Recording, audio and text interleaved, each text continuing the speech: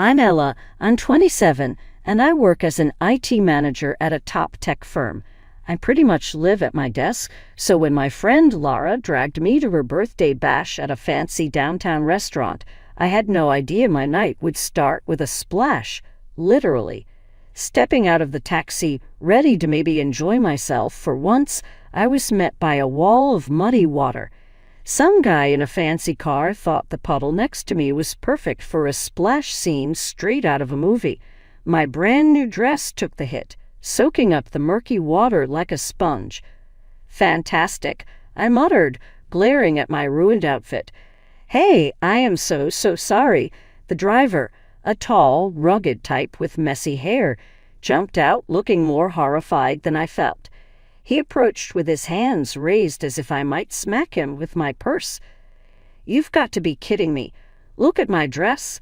I snapped, too shocked to accept an apology.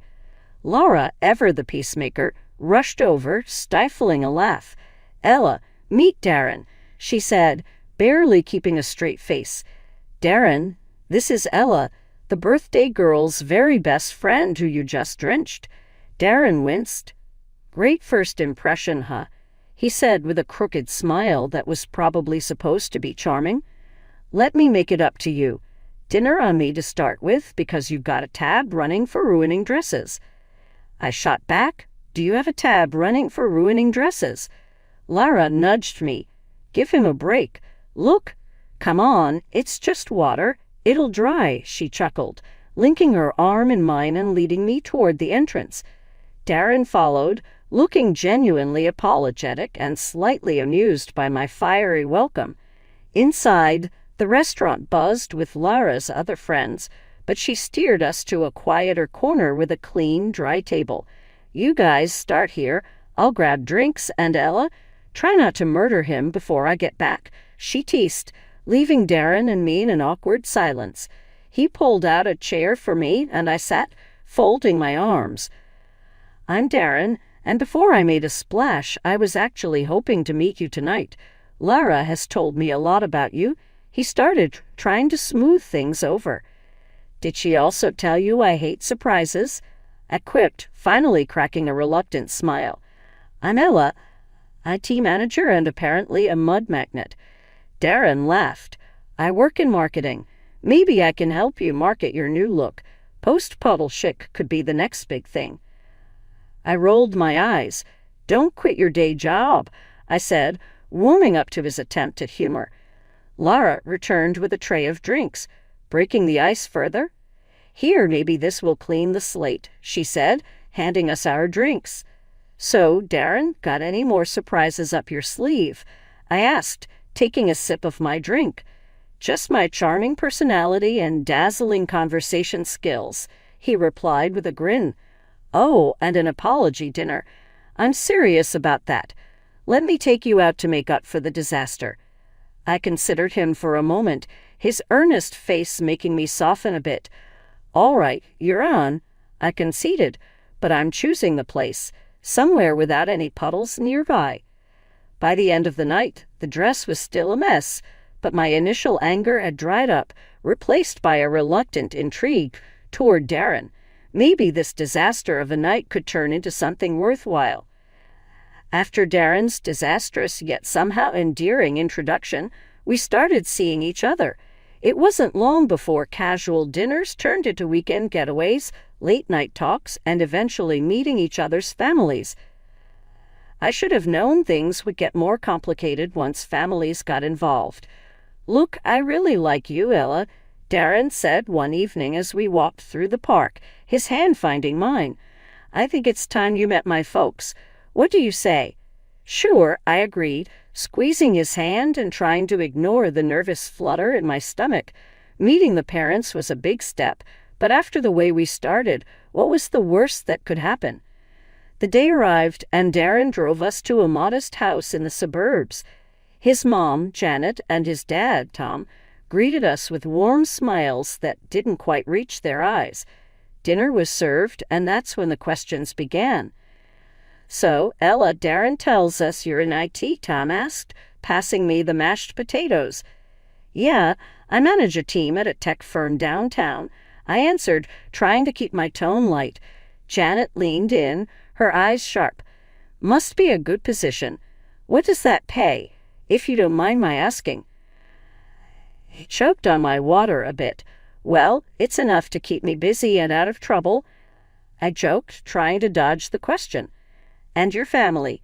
Do you support anyone? Janet continued, her gaze fixed on me like a detective interrogating a suspect. Just my aunt, I replied, feeling my cheeks heat up. She raised me, so I help her out when I can.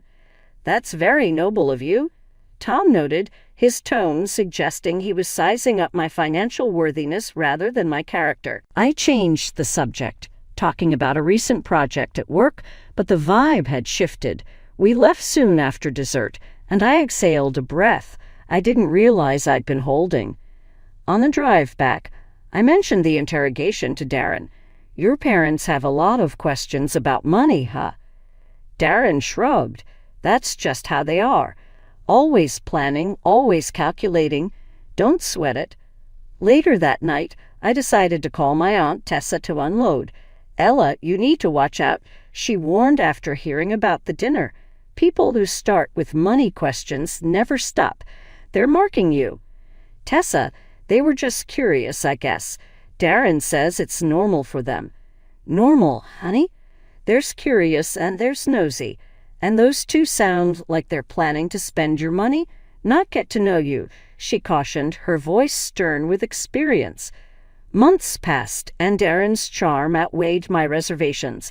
When he proposed, it was sweet, simple, and in the same park where we decided to meet his parents. Marry me, Ella. Let's start our own family tradition, he said, his eyes hopeful. I said yes.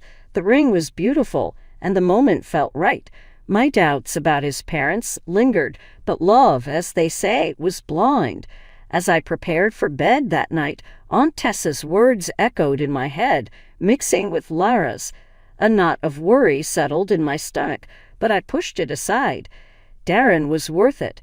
His parents, well, I'd cross that bridge when I came to it, but deep down I knew that bridge was coming up fast, and I wasn't sure I was ready for what was on the other side. Wedding planning kicked off at full throttle after Darren popped the question. I was over the moon, busy choosing flowers and tasting cake samples. I expected it to be stressful, but fun. What I didn't expect was how quickly the red flags would start waving, not just fluttering in the breeze. One evening, as we sat down with our laptops to budget our expenses, Darren looked unusually tense. Ella, I've got to tell you something. He started, avoiding my eyes. My job's been a bit rocky lately. I might not be able to chip in as much as I wanted for the wedding. I raised an eyebrow, putting down my coffee. Okay, how much are we talking? He sighed, rubbing the back of his neck. I can barely cover the band, maybe. So what? I cover everything else. The venue, catering, photographer? I asked, my voice sharper than I intended. Darren winced. I hate asking you this, babe, but yeah, I think you'll need to just until I sort things out at work. I leaned back, processing. We can downsize, cut the guest list. Cheaper venue? No, Darren cut in quickly. A little too quickly. I mean, my parents would be upset. They've already told everyone. It's got to be good, Ella. My stomach nodded. Fine. I said finally, not wanting to argue, but we'll need to stick to a strict budget. As the wedding day approached, the expenses piled up, and Darren's contributions dwindled. His parents, Janet and Tom, were no help either. They had opinions about everything from the flower arrangements to the menu, but never once offered financial help or to tone down their lavish tastes. The wedding day itself was beautiful despite the behind-the-scenes drama. I managed to push aside my frustration and focus on Darren, who looked genuinely happy as he waited for me at the altar. The ceremony was perfect, but the reception was where things started to unravel. As we mingled with guests, I noticed Janet and Tom huddled around the gift table, whispering and pointing. Curious, I wandered over. Everything okay here? I asked, trying to sound casual. Oh, Ella, we're just sorting some of these gifts. They'll look better at our house, don't you think? Janet said, her voice too sweet. I stared at her, stunned. What? No, these gifts are for Darren and me. Tom shrugged, smirking. Come on, Ella, don't be petty. We're family now. What's ours is yours and vice versa, right? I felt my face flush with anger. No, Tom, that's not how this works. These gifts are for us, for our home, not yours. Janet rolled her eyes. Really, Ella, don't make a fuss. Be gracious. We're just taking a few things, nothing major. I bit my tongue, holding back a sharper retort. The last thing I wanted was a scene at my wedding. But as they walked away with a few gift envelopes and smaller presents in hand, I felt a simmering rage.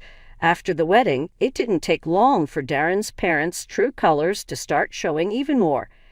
Every time we invited them over or there was a family gathering to attend, it was like opening a new chapter in the Book of Greed. For my birthday, I decided to throw a little dinner at a nice restaurant in town. I thought it would be a nice change from home parties. I invited Darren and his parents, Janet and Tom. I hope this place is okay for you guys, I mentioned casually as we sat down. The restaurant had a cozy vibe, not too flashy, but with great views. Janet scanned the menu with a raised eyebrow. Well, it looks quaint. What's good here? I recommended a couple of dishes that were my favorites, reasonably priced and delicious. But as the waiter came around to take our order, Janet and Tom went off script. We'll have the lobster tails and, the filet mignon, and start us with a bottle of your finest wine, Tom declared, handing the menu back with a satisfied grin. I bit my lip to keep from reacting. That's quite a selection, I managed to say, keeping my tone as neutral as possible. Janet smiled sweetly. It's your birthday, dear. We should celebrate in style. The rest of the evening, I watched as they ordered more expensive items, barely touching them when they arrived. It irked me to no end seeing good food and money wasted like that. On the ride home, I let Darren have it. Your parents always do this. They choose the priciest things and don't even enjoy them. It's like they do it just because they can. Babe, calm down. That's just how they are. You know, old school. They like to show off a bit, Darren explained as if that was supposed to make me feel better. But it's disrespectful, Darren. They don't even think about how it looks or what it costs. I argued, frustrated. Darren sighed. Look, they're from a different time. Just let it slide. They mean well. The incident was soon followed by the holidays, which brought their own set of challenges. Christmas rolled around and gift-giving turned into another display of imbalance. I spent time picking out thoughtful gifts for everyone, including Janet and Tom, ensuring to get them something they'd mentioned wanting. In return, they handed me a clearly last-minute discounted item still in the sale bag. Here you go, dear, Janet said, handing it over without much fanfare. I smiled, keeping my disappointment in check. Thanks. I hope you like what I got you, I replied, handing them their gifts, which were more than twice as expensive. Oh, how lovely, Tom said flatly, barely glancing at what was inside the package. The lack of effort on their part stung, especially when I saw the genuine appreciation from my friends for the simple but thoughtful gifts I had given them. Back home, I vented to Darren. It's always like this with them. Expensive tastes when they're spending my money, but when it's their turn, they just don't bother. Darren shrugged, looking uncomfortable. It's just how they show affection. A $5 scarf from the clearance bin isn't affection, Darren. It's an insult, I snapped, tired of making excuses for them. After dealing with one too many incidents of Darren's parents pushing their boundaries, I figured it was time for a change. When my big bonus hit, I knew exactly what I wanted to do. Darren, let's go to Hawaii, I said one night while we were sitting on the couch trying to decide how to celebrate. Hawaii? That sounds amazing, babe, he replied, his eyes lighting up. Just the two of us. Exactly. Just us. It's romantic, and I've always wanted to go, I explained, excited at the thought of sandy beaches and no family drama. A couple of days later, I was in the middle of booking our trip when Darren came home from visiting his folks. He looked unusually excited. Guess what? My parents are stoked about Hawaii. I paused, my fingers hovering over the keyboard. Wait, what do you mean?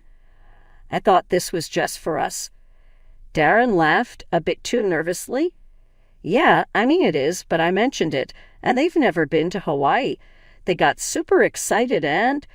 Hold on, I cut him off, feeling my stomach tighten. You invited them? No, not exactly. I just told them about it, and they kind of invited themselves, he explained quickly. I closed my laptop with a snap. Darren, this was supposed to be our trip. Romantic, remember. He came over and sat down next to me, taking my hands. I know, but they really want to go. Can't we just... No, we can't just... Interrupted, pulling my hands away. This isn't a family vacation, Darren. It's for us. He was quiet for a moment, then his phone buzzed. He glanced at it and frowned. They're already looking at flights. They think we're all going. That's because you didn't set boundaries, I exclaimed, frustration building. We can talk about this later, he said, standing up and going to the kitchen. But later came sooner than expected. The next day, Darren's parents showed up at our house, all smiles. Ella, dear, we've been looking at tours and hotels in Hawaii, Janet said cheerily. I was dumbfounded. We haven't decided anything yet, I replied. Tom chimed in, his tone expectant. Well, we thought it was settled. We're all excited to go. I looked at Darren, expecting some support. Darren, tell them, I urged. He rubbed the back of his neck, avoiding my gaze. Look, why don't we all go? It'll be fun and we can split the costs, he suggested weakly. I stared at him, then at them. No, that's not what we planned. Janet's face fell. But we thought it was a family trip. It's a romantic getaway for me and Darren. Just us, I stated firmly, feeling my resolve harden. There was an awkward silence. Then Tom said, Well, if that's how you feel, maybe you're being a bit selfish, Ella. I couldn't believe what I was hearing. Selfish for wanting to spend time alone with my husband. The conversation ended with them calling me selfish and leaving the house in a huff. Darren was quiet for a moment before he exploded. You could have just let them come, Ella. Why do you have to be like this? I'm like this. I just wanted something for us, Darren. Just us. I shouted back, my voice echoing in the empty room. He didn't say anything after that. He just walked out of the room. And that was it. We didn't talk for a whole week. I woke up to an eerie silence in the house that morning, the kind that instantly told you something was off. Rolling over, I grabbed my phone off the nightstand and was greeted by a slew of notifications that punched the air right out of me. 3 tickets to Hawaii, all booked under my name, and a reservation for a hotel also charged to my account. I sat up, my heart pounding as reality set in. Darren had done this. He and his parents were probably on their way to Hawaii right now, all on my dime. I didn't even bother calling. What was there to say? It was clear as day. My husband had taken the liberty to use my account to fund his little family getaway despite everything we had discussed. Anger bubbled up inside me, and without a second thought, I logged into the booking site and canceled everything. Then I moved swiftly to my banking app and cut off his access to my funds. Hours later, my phone rang. It was Darren, and his tone was less than pleasant. Ella, what the hell? Why were we not checked into the hotel? And where are our return tickets? I held the phone away from my ear for a second, taking a deep breath to steady my voice. Because I'm not your ATM, Darren. I'm done funding your family's fantasies. You're all just a bunch of selfish leeches. He sputtered on the other end, clearly not expecting me to take such drastic measures. You can't just do that. We're stuck here now. If you don't fix this, I'll divorce you." I almost laughed at the irony. "Go ahead, Darren. Do what you need to do, but don't expect another dime from me." I hung up, my hands trembling with a mix of rage and relief. Almost immediately, my phone buzzed with messages from both Darren and his mom. Threats, pleas, accusations. They tried every angle, but I wasn't having any of it. I didn't wait around for Darren to get back. Instead, I called a lawyer and started the divorce process myself.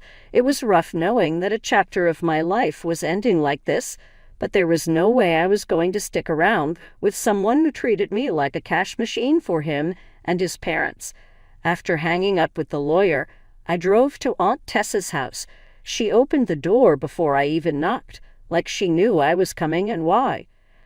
"Aunt Tessa, I filed for divorce," I said as soon as I stepped inside. She just nodded, not saying, "I told you so," but her look said it all. "You did the right thing, Ella. I know it's hard, but you're better off without someone who lets his family treat you that way." The next few days were a blur of sorting out my things and setting up a temporary life at Aunt Tessa's.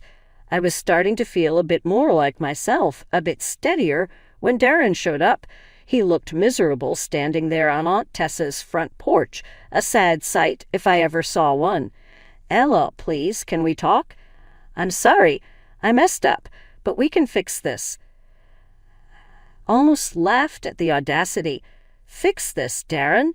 You chose your parents over your wife, used my money to take them to Hawaii after everything. There's no fixing that." "Ella, No, Darren. You just showed me who you really are, and I don't want any part of that life." I interrupted, crossing my arms. "You and your parents are cut from the same cloth. All take and no give. I'm done." Darren's face fell, and for a moment I almost felt sorry for him. But then I remembered all the stress and hurt, and the sympathy vanished. "I hope you figure out your stuff, Darren, but you need to do it away from me," I added, turning to go back inside. Aunt Tessa was waiting right by the door, having heard it all. She didn't say much, just took my hand and gave it a squeeze. "You're strong, Ella.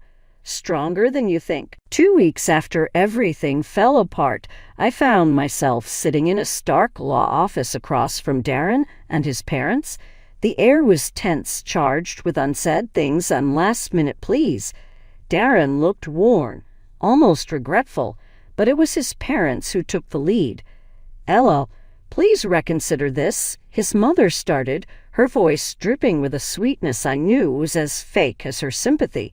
"We were all so good together. Remember the trips, the holidays." I couldn't help but scoff. "You mean the trips I paid for? The holidays where I was treated more like a bank than a family member?" Darren's father chimed in, trying a softer approach. "We know things got a little out of hand, but we're family. Isn't that worth fighting for?" I shook my head, amazed by their audacity. "Family doesn't use each other. This isn't just a little out of hand. You showed me exactly how little you respect me." Darren finally spoke. "Ella, I'm sorry. Can't we start over? We can fix this." I looked at him, really looked at him, and saw nothing of the man I thought I'd married. "Start over? After everything?" "No, Darren, we can't." His mother, not used to being dismissed, lost her composure. "Because of you, we had to pay our way back from Hawaii. Do you know how much that cost us?" I laughed, not because it was funny, but because it was so absurd. Your greed and arrogance got you there, and they got you back. Seems fitting to me. The meeting ended with me standing firm and then still trying to grasp at straws as they saw their control slipping away. I walked out of the office feeling lighter, as if I was finally shedding a heavy weight that had been pulling me down. After the divorce was finalized, I took one last step to ensure my new beginning was clear of any remnants of my old life with them. I blocked their numbers, all of them. Darren, his mother, his father. No more calls, no more manipulative messages. It was truly over. Back at Aunt Tessa's, I explained everything. She just hugged me tight and said, "You did the right thing, Ella. It's time to focus on yourself now." And she was right. As I began to put the pieces of my life back together, I found strength I never knew I had. I returned to work with new vigor, embraced my friends who'd been my support through it all, and started planning for a future that belonged only to me, one filled with possibilities, free from deceit and manipulation. 2 weeks after everything fell apart, I found myself sitting in a Stark law office across from Darren and his parents. The air was tense, charged with unsaid things and last-minute pleas. Darren looked worn, almost regretful, but it was his parents who took the lead. "Ella, please reconsider this," his mother started, her voice dripping with a sweetness I knew was as fake as her sympathy. "We were all so good together. Remember the trips, the holidays." I couldn't help but scoff. "You mean the trips I paid for? The holidays where I was treated more like a bank than a family member?" Darren's father chimed in, trying a softer approach. "We know things got a little out of hand, but we're family. Isn't that worth fighting for?" I shook my head, amazed by their audacity. "Family doesn't use each other. This isn't just a little out of hand. You showed me exactly how little you respect me." Darren finally spoke. "Ella, I'm sorry. Can't we start over? We can fix this." I looked at him, really looked at him, and saw nothing of the man I thought I'd married. "Start over? After everything? No, Darren, we can't." His mother, not used to being dismissed, lost her composure. "Because of you, we had to pay our way back from Hawaii. Do you know how much that cost us?" I laughed, not because it was funny, but because it was so absurd. Your greed and arrogance got you there, and they got you back. Seems fitting to me. The meeting ended with me standing firm and then still trying to grasp at straws as they saw their control slipping away. I walked out of the office feeling lighter, as if I was finally shedding a heavy weight that had been pulling me down. After the divorce was finalized, I took one last step to ensure my new beginning was clear of any remnants of my old life with them. Blocked their numbers, all of them. Darren, his mother, his father. No more calls, no more manipulative messages. It was truly over. Back at Aunt Tessa's, I explained everything. She just hugged me tight and said, "You did the right thing, Ella. It's time to focus on yourself now." And she was right. As I began to put the pieces of my life back together, I found strength I never knew I had. I returned to work with new vigor, embraced my friends who'd been my support through it all, and started planning for a future that belonged only to me, one filled with possibilities, free from deceit and manipulation.